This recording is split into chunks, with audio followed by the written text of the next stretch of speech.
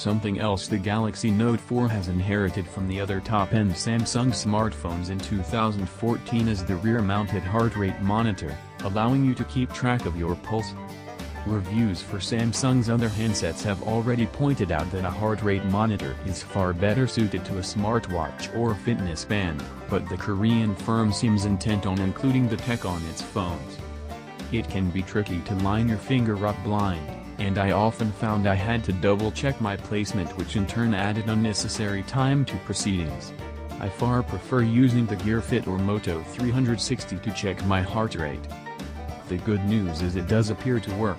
Just fire up the S Health app, select heart rate and place a finger over the sensor.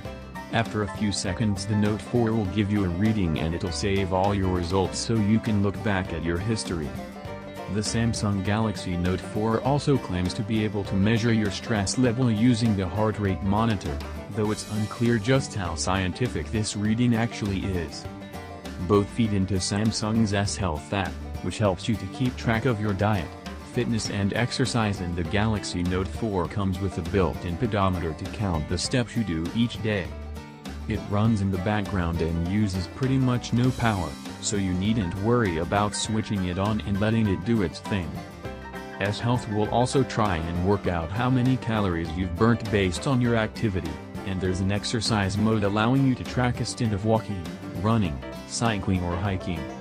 If you're really keen you can also track your food intake, weight and sleep, with the aid of a third-party device.